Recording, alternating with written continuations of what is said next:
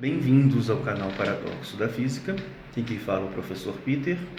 Nossa aula de hoje é sobre reflexão e refração das ondas. Então, tenha uma boa aula.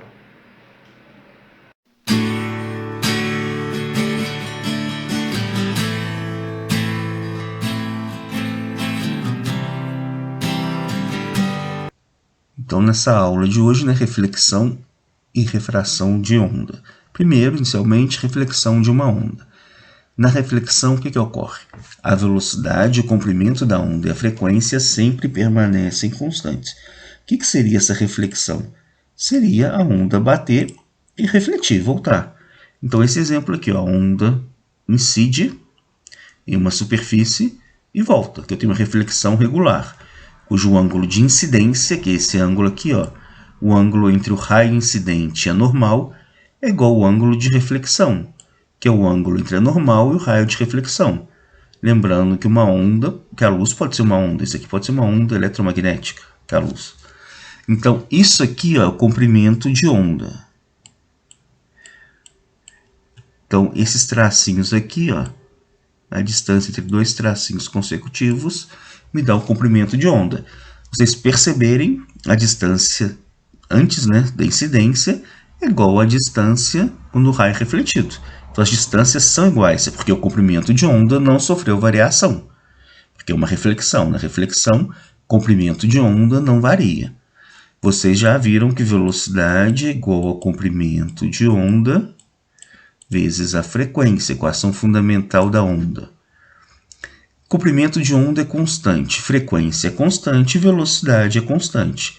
Então, na reflexão da onda, tanto velocidade quanto comprimento de onda e frequência permanecem constantes.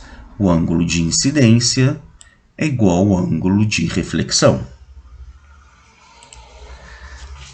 Agora eu tenho a reflexão extremidade fixa e extremidade móvel. Então, imagina, é aplicado um pulso em uma corda, ela se propaga dessa maneira, incide, bate nessa superfície fixa, nessa extremidade fixa, e sofre a reflexão. Sempre que a extremidade for fixa, ocorre inversão de fase. Então, eu estava na fase aqui, estava em cima, inverteu a fase, foi para baixo. Então, o pulso incidiu nessa extremidade fixa e sofreu a reflexão, invertendo a fase. Então, sempre quando eu tenho uma extremidade fixa, ocorre inversão de fase. Agora, se a extremidade é móvel, não ocorre inversão de fase. É como se o pulso viesse, incidisse e simplesmente contornasse, desse a volta, sem sofrer inversão de fase. Então, importantíssimo, quando a extremidade é fixa, ocorre inversão de fase. Quando a extremidade é móvel, não ocorre a inversão de fase. Lembrando que, por ser reflexão, tanto velocidade quanto comprimento de onda e frequência permanecem constantes. Refração de uma onda. Diferentemente da reflexão, onde velocidade, comprimento de onda e frequência permanecem constantes, na refração, somente a frequência se mantém constante. Então, somente a frequência é constante. Então, na passagem de um meio a outro meio, ocorre a variação no comprimento de onda e na velocidade. Então, aqui tenho de novo comprimento de onda. Aqui eu posso colocar comprimento de onda no meio 1 e aqui comprimento de onda do meio 2. Os comprimentos de onda são diferentes, porque o ângulo de incidência também é diferente do ângulo de refração. Essa análise com relação ao comprimento de ondas diferentes, qual que é maior, qual que é menor, a gente vai fazer mais à frente nos próximos slides. No caso, agora, nesse slide. Então, vamos lá. A gente colocou aqui o mesmo desenho, uma refração, que é a passagem, no caso aqui pode ser da luz de um meio para outro meio. A luz é uma onda eletromagnética, Aqui eu tenho o comprimento de onda do meio 1. Aqui eu tenho o comprimento de onda do meio 2. Comprimento de onda é a distância entre esses dois pauzinhos aqui, entre esses pauzinhos aqui azuis. A distância entre os pauzinhos consecutivos, O que é a velocidade dessa onda nesse meio 1 e a velocidade dessa onda nesse meio 2. Então, inicialmente, vamos lá voltar em óptica. Índice de refração é a velocidade da luz no vácuo sobre a velocidade da luz no meio. Então, para o meio 1, eu posso falar que o índice de refração para o meio 1 é a velocidade da luz no vácuo sobre a velocidade da luz nesse meio, no meio 1. Do mesmo modo que no meio 2, o índice de refração no meio 2 é igual à velocidade da luz no vácuo sobre a velocidade da luz no meio 2. Posso equiparar o C, que o C é igual. Então, multiplicando cruzado, o C é N1 vezes V1. Então, N1 vezes V1 é igual a N2 vezes V2. Rearranjando isso aqui, eu posso afirmar que a velocidade no meio 1 sobre a velocidade no meio 2 é igual ao índice de refração no meio 2 sobre o índice de refração no meio 1. Então, através dessas duas fórmulas aqui, já encontrei uma fórmula para velocidade e índice de refração. Agora, posso usar a lei de Snell-Descartes, que diz que o índice de refração do meio 1 vezes o seno do ângulo de incidência é igual ao índice de refração do meio 2 vezes o seno do ângulo de refração. Então, separando os senos, o seno do ângulo de incidência sobre o seno do ângulo de refração é igual ao índice de refração do meio 2 sobre o índice de refração do meio 1. Então, aqui eu já tenho outra fórmula. Agora, eu posso usar a equação fundamental das ondas. Velocidade é comprimento de onda vezes a frequência. Então, a velocidade no meio 1 é igual ao comprimento de onda no meio 1 vezes a frequência. Velocidade no meio 2 é igual ao comprimento de onda no meio 2 vezes a frequência. Frequência é constante na refração, ela não sofre variação. Então, isolando a frequência, eu tenho que frequência é velocidade sobre comprimento de onda. Logo, velocidade no meio 1 sobre comprimento de onda no meio 1 é igual a velocidade no meio 2 sobre comprimento de onda no meio 2. Rearranjando essa fórmula, eu tenho que velocidade no meio 1 sobre a velocidade no meio 2 é igual ao comprimento de onda no meio 1 sobre o comprimento de onda no meio 2. Então, posso juntar essas três fórmulas, chegando a essa fórmula aqui. Seno do ângulo de incidência sobre o seno do ângulo de refração é igual ao índice de refração do meio 2 sobre o índice de refração do meio 1, que é igual a velocidade no meio 1 sobre a velocidade no meio 2, que é igual ao comprimento de onda no meio 1 sobre o comprimento de onda no meio 2. Então, ou eu memorizo essas fórmulas aqui, essas três fórmulas, essa, essa e essa, ou simplesmente memorizo essa aqui, que engloba todas essas três fórmulas, para poder resolver, encontrar essas variáveis caso necessite no exercício. Então, essa fórmula aqui, quem conseguir guardar essa fórmula aqui, ela é importantíssima, porque essa fórmula me dá essas três fórmulas. E agora, analisando o comprimento de onda, velocidade na passagem de um meio para o outro, quanto maior o índice de refração, menor será a velocidade naquele meio e, consequentemente, menor será o comprimento de onda. Então, imagina aqui que eu tenho o comprimento de onda 1, que é no meio 1, e o comprimento de onda 2 no meio 2. Quando passa de um meio para o outro, quanto mais próximo esse raio estiver da normal, que é essa reta aqui, maior o índice de refração. Então, eu posso falar aqui que o meio 2 possui um índice de refração maior do que o meio 1. Quanto maior o índice de refração, menor a velocidade. Então, olha, que conclusões que eu chego? Primeira conclusão, o índice de refração do meio 2 ele é maior do que o índice de refração do meio 1.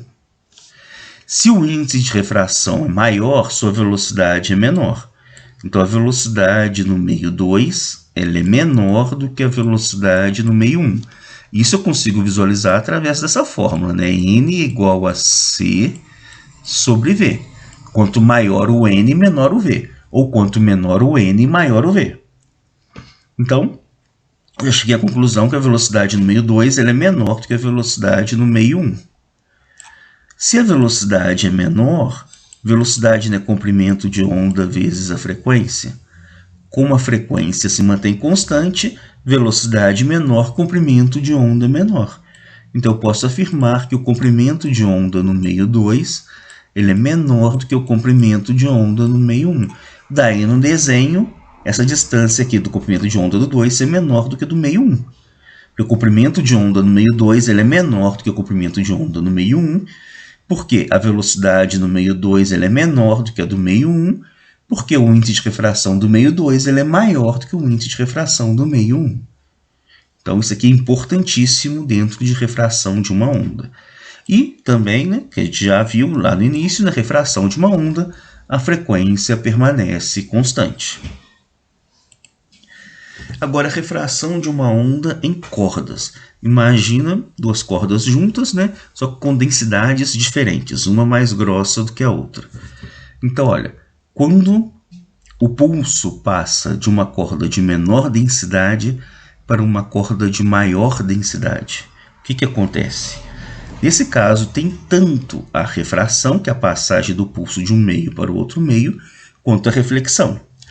Na refração, olha, observe aqui que a amplitude aqui está desse tamanho. Quando passa de uma corda para outra, no caso de menor densidade, para uma corda de maior densidade, a amplitude, eu chamo aqui de amplitude 2, e aqui é amplitude 1. A amplitude 2 fica menor do que a amplitude inicial. Então, eu posso falar aqui que a amplitude diminui, né? A amplitude 2 é menor do que a amplitude inicial. Então, ocorre a diminuição na amplitude, né? Quando um pulso passa de um meio para o outro meio, nesse caso, de um meio com menor densidade, né? Corda com menor densidade para uma maior densidade. Então, a amplitude diminui e ocorre também a reflexão. No caso, na reflexão, a amplitude continua a mesma. O pulso refletido está voltando aqui, inverte a fase. Então, para a refração, que é a passagem do pulso de um meio para o outro meio, no caso da corda A para a corda B, ocorre a diminuição na amplitude desse pulso. Então, ocorre isso na refração. Já na reflexão, ocorre a inversão de fase, tendo a mesma amplitude. Então, aqui, na reflexão, ocorre a inversão de fase. Então, tudo isso aqui, ó, ocorreu para quando o pulso passa de uma corda com menor densidade para uma corda com maior densidade. E agora o contrário, quando o pulso passa de uma corda de maior densidade para uma corda de menor densidade. O que acontece? Ocorre tanto a refração quanto a reflexão. Só que nesse caso, como está passando da maior densidade para a menor densidade, não ocorre tanta alteração assim na amplitude. Então, ocorre a refração normal, né? Passagem de um meio para o outro, a amplitude não se altera tanto. E a reflexão também, reflexão permanece a mesma amplitude que eu tinha inicialmente.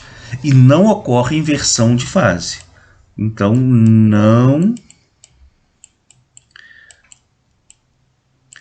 inverte fase.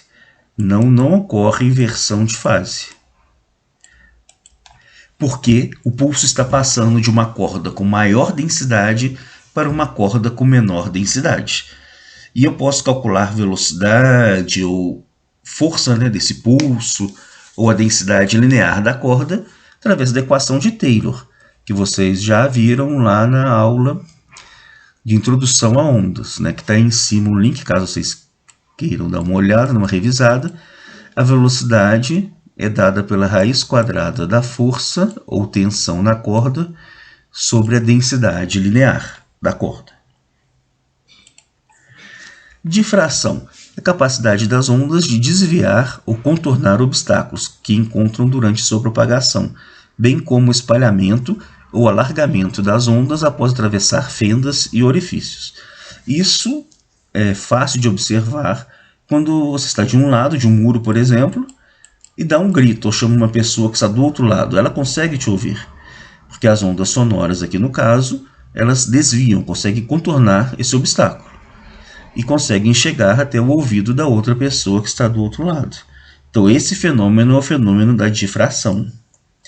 Eu posso ter uma ótima difração, que aparece nesse desenho aqui, nesse segundo desenho, nesse aqui, ou uma difração não tão boa assim como acontece nesse primeiro desenho. Como que eu consigo essa ótima difração, essa boa difração? Para que eu tenha uma boa difração, o comprimento de onda da onda incidente, no caso dessa onda que está incidindo aqui, ela deve ser igual ou menor à largura da fenda, que seria a distância entre os obstáculos. Então aqui eu tenho a fenda, né? Esse orifício aqui eu tenho os obstáculos. Então o comprimento de onda da onda que está incidindo aqui tem que ter o tamanho igual ou menor à largura dessa fenda aqui, desse buraquinho. Aí eu consigo uma boa difração. Observando aqui, ó, a gente consegue ver que nesse primeiro desenho, a largura da fenda ele é muito maior do que o comprimento de onda da onda incidente. Então, por isso que eu não consigo uma boa difração. Agora aqui não, o comprimento de onda, que está aqui, ó, comprimento de onda, tem o tamanho igual ou menor do que essa largura aqui da fenda. Logo, eu consigo uma boa difração.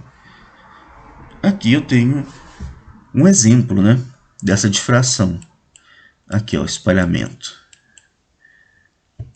Aqui o orifício, né, a fenda, os obstáculos, e aqui as ondas incidentes. Interferência de uma onda. Então, primeiro, interferência em cordas. Então, a gente tem interferência construtiva e interferência destrutiva. Então, olha, imaginem, temos aqui dois pulsos, estão em mesma fase, indo um de encontro ao outro. No ponto de encontro, como eles estão em mesma fase, eles se juntam, aumentando a amplitude. Então aqui, ó, eu tinha uma amplitude 1, aqui eu tinha uma amplitude 2. Logo aqui no ponto de encontro eu tenho uma amplitude que é dada pela soma dessas amplitudes iniciais, do A1 mais o A2. Então aqui eu tenho uma soma nessas amplitudes. Então eu tenho uma construção de um novo pulso, né, de uma nova amplitude. Logo aqui eu tenho uma interferência construtiva. Depois desse ponto de encontro, os pulsos seguem seus caminhos normais. Então esse A1, com amplitude A1, continua indo para a direita, o com amplitude A2 continua indo para a esquerda. Então aqui ocorreu a interferência construtiva, foi a construção de um novo pulso, né, dessa onda. Agora, quando as fases são opostas, né, quando tem inversão de fase, no ponto de encontro, se eles têm a mesma amplitude, que é a amplitude 1, aqui é a amplitude 2. Se eles têm a mesma amplitude, ocorre interferência destrutiva total dessas ondas, porque no ponto de encontro eu faço a diferença de uma onda com a outra onda, que estão em inversão de fase. Depois que passa desse ponto de encontro, os pulsos continuam seus caminhos normais, o A1 indo para a direita, o A2 indo para a esquerda. Agora, se a amplitude de algum pulso fosse um pouco maior do que a do outro, não ocorreria interferência destrutiva total, ocorreria interferência destrutiva parcial. Então, ocorreria diminuição no pulso, né? Não uma construção de novo pulso, não uma amplitude muito maior do que as iniciais, mas amplitude menor do que essas iniciais aqui. Porque teria do mesmo modo a subtração, mas não teria interferência destrutiva total. Teria ainda um pulso menor, né, como resultante. Interferência em duas dimensões. Quando eu tenho duas fontes sonoras aqui, eu tenho uma aqui e uma aqui. Quando elas estão na mesma fase, que vocês viram lá no slide anterior, eu tenho interferência construtiva. Então, olha, aqui ó, elas estão na mesma fase. Então, interferência construtiva, interferência construtiva, interferência construtiva. É como se as duas estivessem na mesma crista. Eu tenho um pulso da fonte 1 na crista aqui em cima e o da fonte 2 aqui em cima. No ponto de encontro, eu somo os dois. Então, tem interferência construtiva. Agora, em preto aqui, é como se tivesse um pulso em cima e o outro embaixo. Então, eu tenho a destruição, né, desses pulsos aqui, eu tenho uma interferência destrutiva. Então essa interferência destrutiva está aqui em preto. Então essas partes estão em preto. Eu tenho uma interferência destrutiva. É quando uma fonte está em oposição de fase com relação a outra fonte. Então, interferência construtiva, elas estão na mesma fase, interferência destrutiva em fases opostas, né? Inversão de fase. Eu posso simbolizar esse desenho por esse aqui, que normalmente aparece em exercícios. Tenho duas fontes, tenho a distância da fonte até um ponto, né? Um ponto P. Aqui é o x1, que é a distância da fonte 1 até o ponto P, x2, que é a distância da fonte 2 até esse ponto P em questão. O que ocorre nesse tipo de exercício? Eu vou ter as ondas ou em fase ou em oposição de fase que a gente viu. Então, primeira coisa, aquela distância entre as fontes até um ponto P. Subtraindo essa distância, eu tenho esse delta. Então, esse delta seria a diferença entre os caminhos percorridos pelas ondas que se superpõem. Então, o delta seria essa diferença. Sempre esse valor positivo. Então, se der negativo, a gente coloca em módulo. Então, sempre esse valor positivo. Ou sempre o maior distância menos a menor distância, para não ter problema. Então, voltando lá, esse delta aqui é a diferença entre esses caminhos, né, entre essas distâncias. E esse delta também é igual a n vezes lambda sobre 2. Lambda é o comprimento de onda. E o que seria esse n? Esse n, caso seja par, eu tenho uma interferência construtiva. Caso seja ímpar, eu tenho uma interferência destrutiva. Então, se no exercício eu falo que as ondas estão em fase, e se eu tenho as duas distâncias das fontes com relação a um ponto fixo, um ponto P, eu acho essa variação, né, essa subtração entre essas distâncias, para achar essa diferença, esse delta. Provavelmente vou ter o lambda para tentar achar esse n. Ou posso achar esse n se ele fala se a interferência é construtiva ou destrutiva. Então, se eu tenho ondas em fase, se as duas fontes ali têm ondas em fase, o n é par para uma interferência construtiva e o n é ímpar para uma interferência destrutiva. Agora, usando a mesma fórmula, tudo igual, só muda que as ondas estão em oposição de fase. Então, uma em cima, por exemplo, e a outra embaixo. Então, se eu tenho essa oposição de fase, eu inverto aqui embaixo. Então, para o n par, eu tenho uma interferência destrutiva.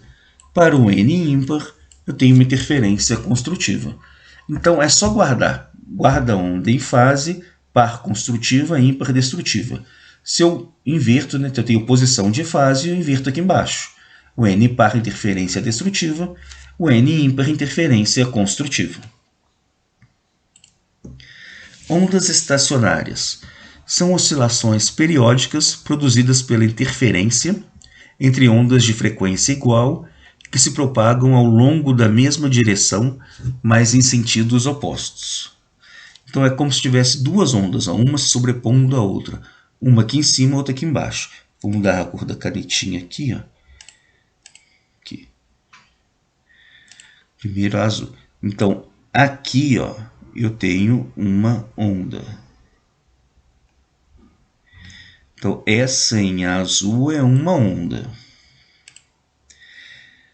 Agora, verde. Essa aqui em verde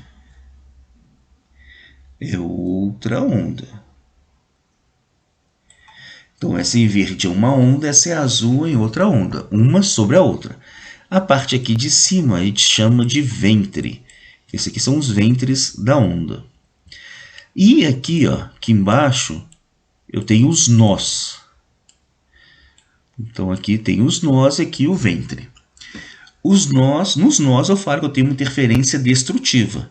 Por isso que eu não tenho nem para cima nem para baixo. É quando as ondas se encontram e uma anula a outra. Então, aqui eu tenho interferência destrutiva nos nós. E no caso, nos ventres, eu tenho as interferências construtivas. Tá? Os ventres aqui, essa parte aqui de cima ou de baixo, também são chamadas de antinós. Mas normalmente, a parte de cima é chamada de ventre, e aqui nesses pontos aqui eu tenho os nós.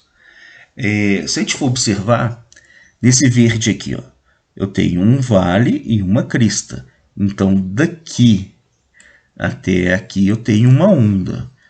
Então, eu tenho um comprimento de onda daqui até aqui. Logo, esse pedacinho aqui me dá meio comprimento de onda. Então, por isso que daqui eu tenho lambda sobre 2. Isso em todos esses ventres. Então, aqui eu tenho lambda sobre 2, aqui eu tenho lambda sobre 2. Então, eu posso falar que esse ventre aqui, ou essa barriguinha aqui, tem lambda sobre 2. Ou a distância entre dois nós consecutivos é lambda sobre 2.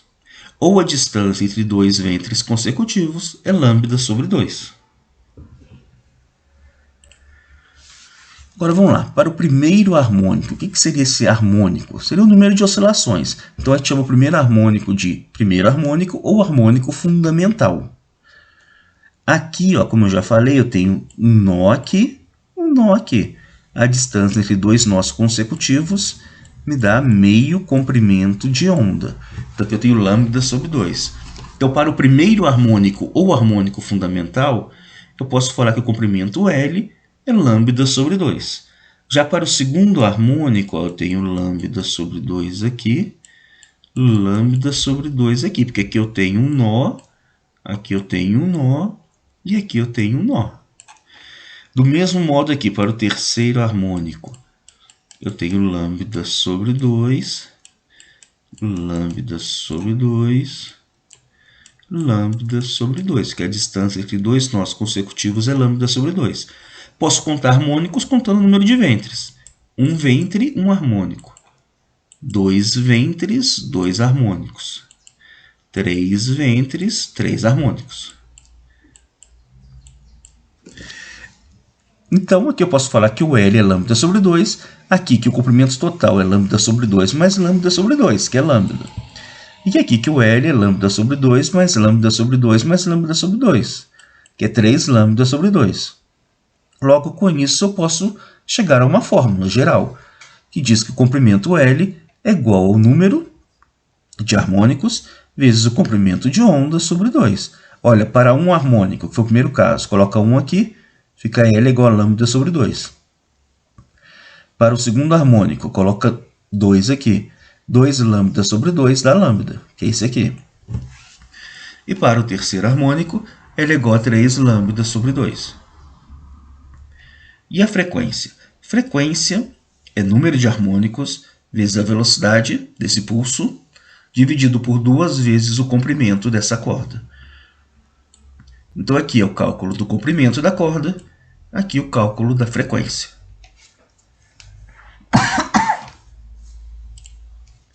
Ressonância. Quando o sistema vibrante é submetido a uma série periódica de impulsos, cuja frequência coincide com a frequência natural do sistema. Então, por exemplo, não sei se vocês já viram, mas em filmes, documentários, que os cantores de ópera conseguem quebrar com a voz uma taça. Por quê? A frequência do som proveniente das cordas vocais lá dos cantores se iguala à frequência natural da taça. Então acaba provocando um aumento muito grande na amplitude, né? Um aumento na energia armazenada, quebrando essa taça de vidro. Isso pode acontecer também quando o caminhão passa perto da sua casa, o vidro da janela começa a tremer. Se a frequência desse som, né, proveniente do caminhão que está passando se igualar à frequência natural do vidro da janela, pode ocorrer, né, a quebra desse vidro. Ou se passa um jato perto das casas, se passar muito baixo, o barulho, né, proveniente desse jato pode ter uma frequência igual à frequência natural, por exemplo, da janela, quebrando a janela da casa. Então isso ocorre quando as frequências se igualam, né? A frequência do corpo que está vibrando se iguala à frequência natural do objeto, provocando um aumento muito grande na amplitude e na energia armazenada.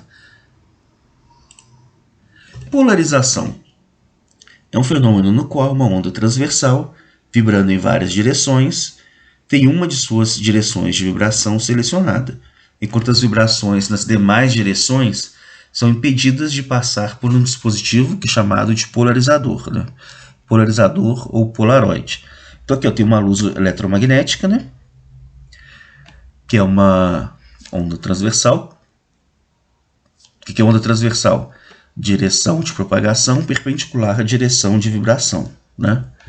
Então ela passa por um polarizador e é polarizada. Aqui um exemplo mais detalhado.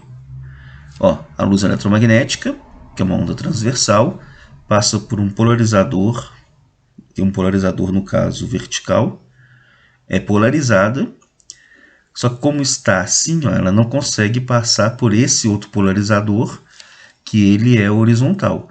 Esse desenho aqui pode ser melhor explicado através desse aqui. Ó, o primeiro caso, polarização vertical, tem um polaroide, um polarizador, ela consegue ser polarizada. Aqui um polarizador, aqui está na horizontal, aqui o mesmo continua na vertical, ela passa aqui, ó, não consegue passar, devido à configuração desse polaroide. Então aqui não ocorre a polarização, do outro lado.